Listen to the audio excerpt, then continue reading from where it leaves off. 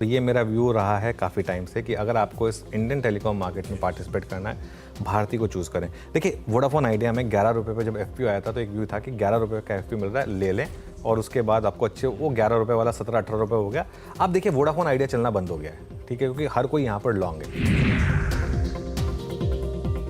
हम हर कोई ना लाइफ में एक्साइटमेंट चाहता है। भारतीय में किसी को पैसा नहीं बनाना, सबको आइडिया में पैसा बनाना है। ह्यूमन नेचर है कि मैं थोड़े से रिस्की स्टॉक में पैसा बनाऊंगा। वोडाफोन आइडिया में व्यू था FPO में लेने का। FPO में लेने वालों को पैसा बना, बस, उससे ज़्यादा कुछ नहीं हुआ है। पिक्चर्स टेल अ स्टोरी, इससे बेटर स्टोरी नहीं हो सकती कि क्या इस समय टेलीकॉम स्पेस में हो रहा है। हर कोई वोडाफोन आइडिया में घुसा हुआ है, हर कोई नेक तक लॉन्ग है वोडाफोन आइडिया में, जबकि दूसरी तरफ चल रहा है Bharti Airtel. Consistently one way Bharti Airtel में रह रही है। आइडिया में बहुत लोग फंस चुके हैं, और आइडिया में इसके लिए मैं इस चीज़ को मैं लेकर मैं खुश हूँ कि आइडिया में मैंने कभी लॉन्ग टर्म बाय की रिकमेंडेशन नहीं दी। अगर आपको टेलीकॉम में लॉन्ग रखना है और अगर पोजिशनल लॉन्ग रखना है तो वो भारती होगा।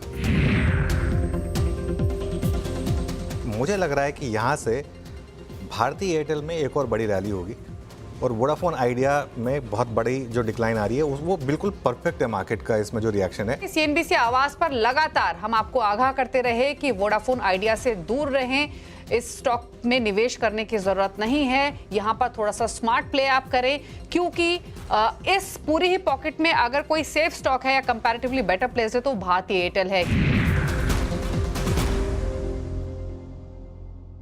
कितनी बार चर्चा हुई थी, कितनी बार भारती एयरटेल की चर्चा हुई थी, कितनी बार कंपैरेटिव एनालिसिस रखी गई थी, और सिर्फ FPO के समय अट्रैक्टिव है, 11 रुपए पे ले लीजिएगा, क्या बढ़िया रिवॉर्ड करा था।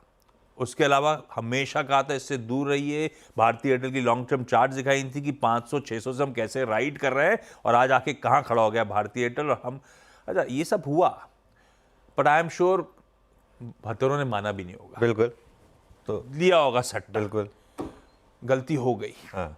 अब हम वोडाफोन आइडिया वाले क्या करें? देखिए, क्या होता है ना, एक जापानीज प्रोवर्ब है कि अगर आप एक स्टेशन में ट्रेन में बैठे, आपने मेट्रो की टिकट ली, आप ट्रेन में बैठे, आपको रियलाइज़ हुआ कि आप तो गलत दृश्य में चले गए। जैसे मैं रजौरी गार्डन से बैठा, मुझे जाना था द्वारका, मैं बैठ गया CP की तरफ वाली ट्रेन में, मुझे रियलाइज़ हुआ कि मैं तो गलत ट्रेन में बैठ गया। अब मेरे पास बेस्ट ऑप्शन क्या है? जो नेक्स्ट स्टेशन है वहाँ पे उतर के दूसरी साइड चला जाओ। बार बार यही बात हो रही थी, बार बार यही बात हो रही थी कि इस स्टेशन पर उतर जाइए और अगली ट्रेन ले जाओ। मतलब क्या था कि वोडा से निकल जाइए, भारती में आ जाइए। ये बार बार बात हुई थी। अब मैं आपको एक ऐसा नंबर दे रहा हूँ जो आपको यकीन नहीं होगा। आपको पता है इस समय भारती में कितने रिटेल इन्वेस्टर हैं? Number of shares, number of retail investors जो भारती में इन्वेस्टेड है 7 लाख, 7 लाख, 7 लाख इंडियंस हैं जो भारती में इन्वेस्टेड है। वोडाफोन आइडिया में कितने इंडियंस इन्वेस्टेड है? गेस करिए। तो 7,000 करोड़ की इक्विटी है तो पता नहीं कितने होंगे हम लोग। 50 लाख। 50 लाख। 50 लाख लोगों के पास वोडाफोन आइडिया है, सिर्फ 7 लाख लोगों के पास भारती एयरटेल है। वो जो बात होती है ना कि 90-10, कि 90% लोग पैसा लूज करते हैं, 10% बनाते हैं, ये यही हो गया ना। ये 70 का तो रेशो हो ही गया। ये बात क्या है, एक कहानी सुनाता हूँ आपको। एक बचपन में ये कहानी सुनी थी कि शतुरमुर्ग जब समुद्र किनारे टहल रहा होता है, सामने शिकारी आ जाता है, तो शतुरमुर्ग क्या करता है, अपनी गर्दन जो है ना रेत में डाल देता है। उसको लगता है कि मेरे को शिकारी दिख नहीं रहा, तो शिकारी को भी मैं नहीं देख रहा हूँ। तो वोडाफोन आइडिया की कहानी वो शतुरमुर्ग वाली है। उसको लग रहा है कि उसने देखा ही नहीं। अब ब्रोकरेज की भी रिपोर्ट पढ़िए कुछ, अभी भी बहुत लोग ये मान के चल रहे हैं कि नहीं, पॉजिटिव है, पॉजिटिव है। पॉजिटिव हो सकता है आगे जाके कभी हो जाए, लेकिन इतना रिस्क लेना क्यों है? मैं तो बार बार ये चीज़ कह रहा हूँ, इतना रिस्क लेना क्यों है? आपको डॉक्टर ने छोड़ना क्या है कि जब तक आप वोडाफोन आइडिया में पैसे नहीं बनाएंगे तब तक आपकी हेल्थ अच्छी नहीं होगी।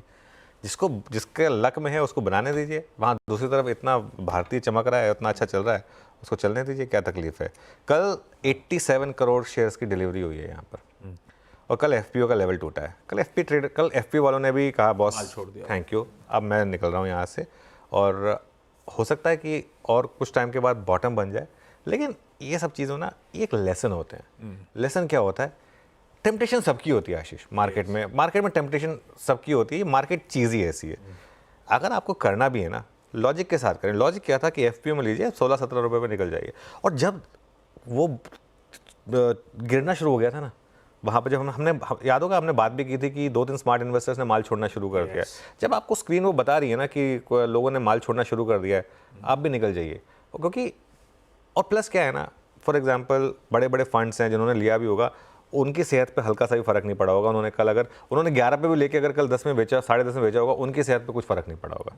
आपकी सेहत पे बहुत फर्क पड़ा होगा। आपका 1.5 लाख, 2 लाख, 2.5 लाख इतने का लॉस हो गया होगा, जो रिटेल के लिए बहुत बड़ा लॉस होता है। तो इसके लिए मैं बार बार कहता हूँ कि थोड़ा सा केयरफुल रहें इन चीज़ों में।